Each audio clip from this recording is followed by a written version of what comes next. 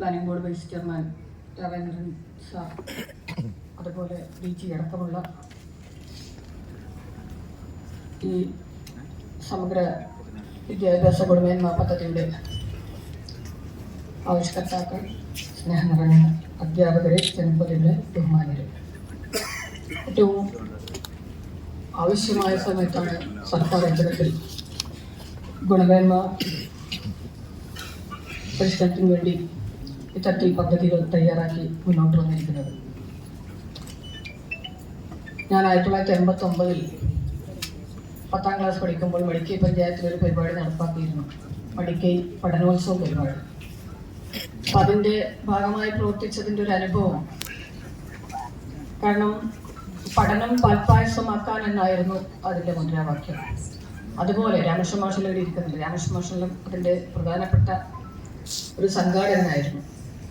ആ മോഡലിൽ നമുക്ക് ഇത്തരത്തിൽ ജനപങ്കാളിത്തത്തോടു കൂടി തന്നെ ഈ പരിപാടി നടപ്പാക്കാൻ വേണ്ടി കഴിയുമെന്ന കാര്യത്തിൽ തർക്കമില്ല. സ്കൂളുകളിലെ മോണിറ്ററിംഗ് സംവിധാനം ശക്തമാക്കിക്കൊണ്ട്, കാരണം ഇപ്പോൾ സ്കൂളുകൾ PTA എന്ന് പറയുമ്പോൾ നമ്മൾ സാധാരണ വിചാരിക്കാൻ PTA മാത്രമല്ല, ജില്ലാ പഞ്ചായത്തിന്റെ പ്രധാനപ്പെട്ട ഒരു ഉത്തരവാദിത്തം സ്കൂളുകൾ മനസ്സിലാക്കിയിരിക്കുന്നത് പശ്ചാത്തല സൗകര്യം വർദ്ധിപ്പിക്കാനാണ്. ആ പശ്ചാത്തല സൗകര്യം വർദ്ധിപ്പിക്കുമ്പോൾ തന്നെ അതിൻ്റെ മോണിറ്ററിങ്ങോ അല്ലെങ്കിൽ അതിൻ്റെ ആ ഒരു മെയിൻ്റനൻസ് കൃത്യമായി നടപ്പാക്കാൻ പലരും തയ്യാറാവുന്നില്ല. എനിക്ക് എപ്പോഴും വാട്സപ്പിൽ വരുന്നൊരു മെസ്സേജ് ഉണ്ട്, മാഡം ഞങ്ങളുടെ സോളാർ വൈദ്യുതി ഉൽപ്പാദനം കുറവാണ്, ഈ മാസം ഇത്ര ബില്ല് വന്നു, ഈ മാസം ഇത്ര ബില്ല് വന്നു. അതിൽ ഓരോ സ്കൂളും മെസ്സേജ് ഇടും. അപ്പം ഞാൻ വളരെ ലളിതമായി തന്നെ തമാശ രൂപത്തിൽ ഞാൻ ഗ്രൂപ്പിലിടും, അതിന് പരിഹാരം ഞാൻ പറഞ്ഞു തരാം. താങ്കൾ ഒരു ബക്കറ്റ് വെള്ളവുമായി സോളാറിൻ്റെ അടുത്തിലേക്ക് ചെല്ലുക, പാനലിൻ്റെ അടുത്തിലേക്ക് ചെല്ലുക, സഹായത്തിന് 1-2 പേരെ കൂട്ടുക, എന്നിട്ട് അതൊന്ന് തുടച്ച് വൃത്തിയാക്കുക.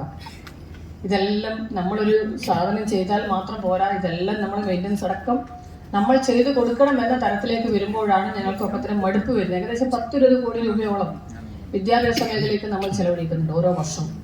കാരണം ഫർണിച്ചറും കാരണം നമുക്കറിയാം ത്രിതല പഞ്ചായത്തിൻ്റെ ഒരു നല്ല ഇടപെടൽ വിദ്യാഭ്യാസ മേഖലയുടെ സമഗ്ര വികസനത്തിനുണ്ട്, പശ്ചാത്തല സൗകര്യത്തിന്. കാരണം കെട്ടിടം ഇഷ്ടംപോലെ കിഫ്ബി പദ്ധതിയിൽപ്പെടുത്തി സർക്കാർ തരുന്നുണ്ട്.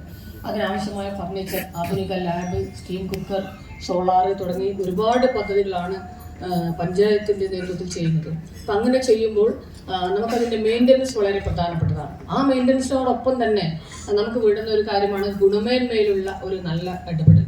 ഇപ്പോൾ 1ാം ക്ലാസ്സിലെ കുട്ടി എന്നോട് മിനിയാന്ന് ചോദിച്ചു, ബേബിയമ്മ നിങ്ങൾക്ക് എന്താ ഇന്ന് പ്രസംഗിക്കേണ്ടതെന്ന്. ഞാൻ പറഞ്ഞു എനിക്ക് ഇന്ന പരിപാടിയാണ്. ഞാൻ പറഞ്ഞു എനിക്കൊരു അമ്പലത്തിൻ്റെ സാംസ്കാരിക സമ്മേളനം ഉണ്ട് പോലെ പറയുമ്പോൾ ഈ ചെക്കൻ അപ്പോഴെ ഒരു ജെമിനി ആപ്പ് എനിക്ക് ഇതിൽ പ്രസംഗം അയച്ചായിരുന്നു. അപ്പം ഞാൻ ആദ്യം പറഞ്ഞവരെ മനസ്സിലായില്ല.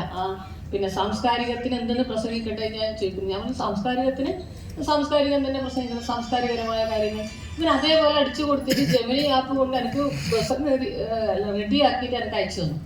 നമ്മളത് ഉപയോഗിക്കുന്നില്ല. കാരണം ഞാനത് ഉപയോഗിക്കാതെ പിന്നെ ഞാൻ ഒട്ടും വായിക്കൂല. പിന്നെ എല്ലാം ജെമിനിയോട് ചോദിച്ചിട്ട് പിന്നെ നമ്മളെ വായന തീരെ നശിച്ചു പോകും. അതുകൊണ്ട് നമ്മൾ നവമാധ്യമങ്ങളെയും മറ്റും ഉപയോഗിക്കുന്നതോടൊപ്പം തന്നെ നമ്മുടെ പരമ്പരാഗതമായ ശീലങ്ങൾ നിലനിർത്താനൊരു നടപടി നമ്മൾ തന്നെ, അല്ലെങ്കിൽ നമ്മളൊരു മനോഭാവം നമ്മൾ രൂപപ്പെടുത്തിയിട്ടെങ്കിൽ നമുക്ക് മുന്നോട്ട് പോകാൻ വേണ്ടി കഴിയില്ല. ആ തരത്തിലേക്ക് പുതിയ തലമുറ, അങ്ങനെയുള്ള തലമുറകളെയാണ് നിങ്ങൾ പഠിപ്പിക്കുന്നത്. അപ്പോൾ നമ്മൾ എത്രത്തോളം അപ്ഡേറ്റ് ആവണം എന്നതാണ് ഞാൻ പറഞ്ഞു വന്നിരിക്കുന്നത്. കഴിഞ്ഞ ദിവസം ഞാനൊരു എൻ്റെ സഹപാഠിയുടെ വീട് സന്ദർശിച്ചു. അവൻ കാല് പൊളിഞ്ഞ് വീട്ടിൽ കിടക്കുകയാണ്. അപ്പോൾ അവൻ്റെ മകന് കഴിഞ്ഞ പ്രാവശ്യം ഉണ്ടായ ഒരു പരീക്ഷയുടെ അനുഭവം. അപ്പോൾ അച്ഛനൊക്കെ മോനെ നിൽക്കുന്നത്. അപ്പോൾ എനിക്ക് പഠിക്കേണ്ട പറഞ്ഞു ഇന്ന് ക്ലാസ്സിൽ എടുക്കേണ്ട കാര്യമല്ല, ഞാൻ പഠിച്ചു കഴിഞ്ഞു. അപ്പോൾ എല്ലാം യൂട്യൂബ് നോക്കി വളരെ കൃത്യമായി ഓരോന്നും